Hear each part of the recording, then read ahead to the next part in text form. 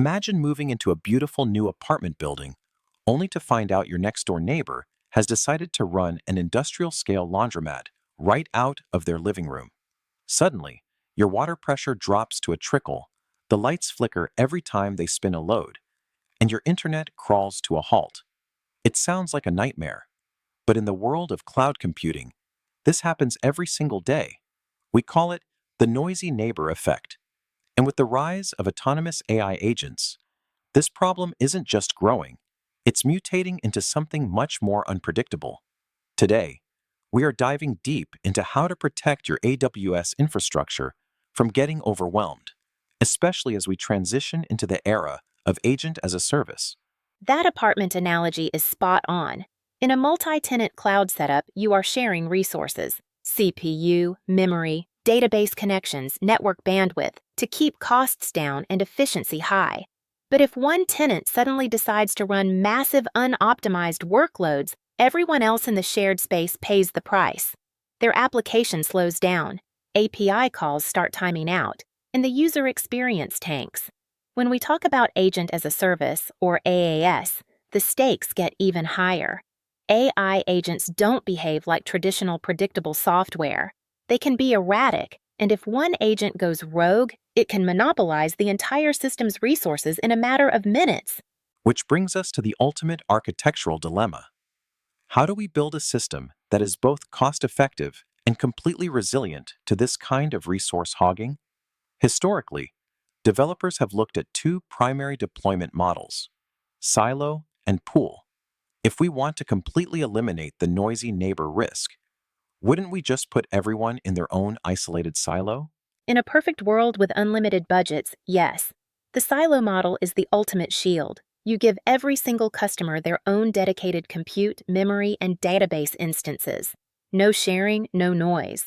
But the reality is that the silo model is incredibly expensive to run and a nightmare to scale and manage as your customer base grows. That is why most modern SaaS platforms opt for the pool model, where tenants share the underlying infrastructure. It is highly efficient and cost-effective, but it means you are actively accepting the noisy neighbor risk. If you choose the pool model, you cannot just hope for the best.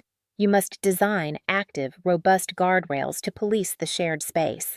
So if we choose the efficiency of the pool model, we need a way to keep everyone in check. I assume the first line of defense here is throttling. How do we implement that in AWS without making the system feel restrictive for users who actually need the performance? Throttling is absolutely essential, and it works best when it is layered. You can start with a general throttling policy at the front door to protect the global infrastructure from crashing, but a more sophisticated approach is tiered throttling.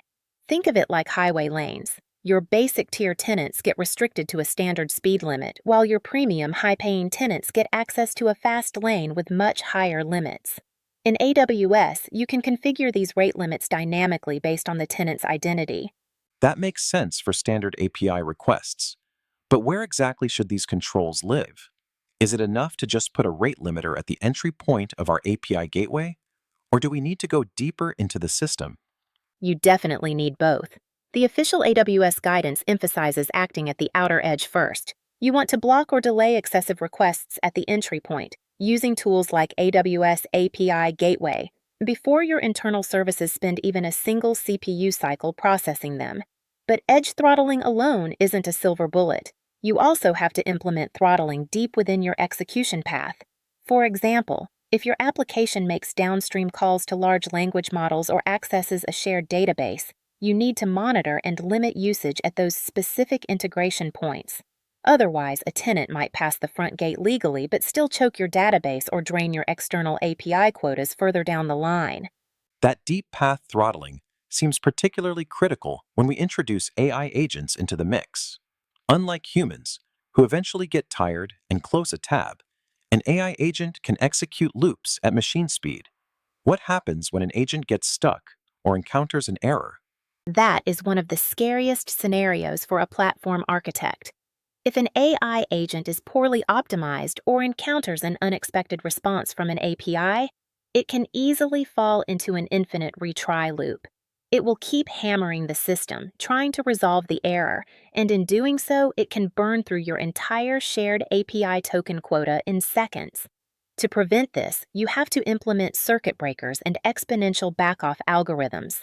If the system detects that a specific agent is failing repeatedly, the circuit breaker trips, temporarily cutting off that agent's access and giving your infrastructure room to breathe. The exponential backoff ensures that when the agent does retry, it does so at increasingly longer intervals, preventing a sudden, overwhelming stampede of requests. It sounds like we are trying to manage the symptoms of a confused agent, but is there a way to isolate their access and resources more cleanly at the data level? I've heard a lot of discussion lately about the Model Context Protocol, or MCP. How does that fit into this isolation strategy? The Model Context Protocol is becoming a game changer for secure isolation. Think of an MCP server as a strict security guard inside the shared apartment building. Instead of allowing an AI agent to roam freely, the MCP server acts as an intermediary. It can dynamically request temporary, highly restricted AWS IAM credentials for each specific tenant. This means that even though the underlying AI model or agent service is shared in a pool, the actual data access and tool execution are strictly confined to the individual tenant's secure boundary. It provides a level of logical isolation within a shared pool that previously required much more complex, custom-built code. That is a brilliant way to handle security and resource boundaries at the same time. But it also makes me think about the root cause of these agent failures. If the agent gets confused because it doesn't understand the data or the system it is interacting with, it starts looping. So, if we make our system easier for the AI to understand, we can actually prevent these loops from happening in the first place, right? This is where the concept of a Citability Score comes in. Exactly. You are hitting on a very deep connection here. A high Citability Score, which is a metric used to evaluate how easily AI models and agents can read, navigate, and comprehend your software's structure, is actually a powerful tool for infrastructure stability. When your SaaS resources, API documentation, and data schemas are clean, unambiguous, and structured specifically for AI consumption, the agent doesn't get confused. It finds what it needs on the first try. By reducing that cognitive ambiguity for the AI, you dramatically lower the chances of it triggering error loops, which in turn prevents the noisy neighbor conditions from ever starting.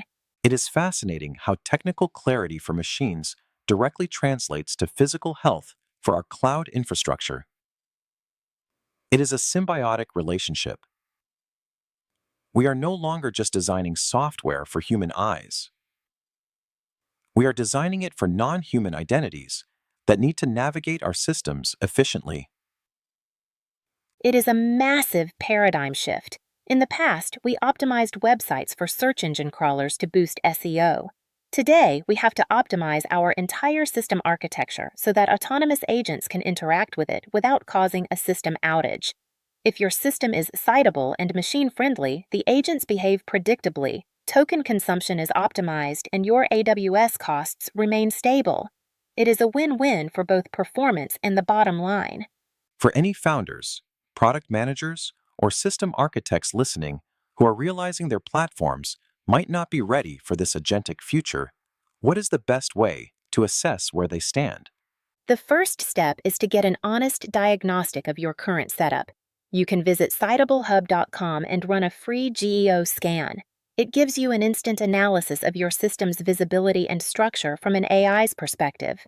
It is a simple way to find out if your architecture is truly ready to support autonomous agents, or if you are running the risk of having your services degraded by a noisy neighbor because your system is too complex for an AI to navigate safely. Don't let technical debt or structural ambiguity make your platform unstable in this new era. Building for the future means preparing your infrastructure for the agents that will inevitably run on it. Thank you for sharing these insights today. And to everyone listening, make sure to audit your systems and keep those neighbors quiet. We will see you in the next episode. Give us a like, share this episode, and subscribe for more content like this. Welcome to the new era, where your SaaS can be cited and discovered by every AI search engine out there. Join the channel and be part of the future.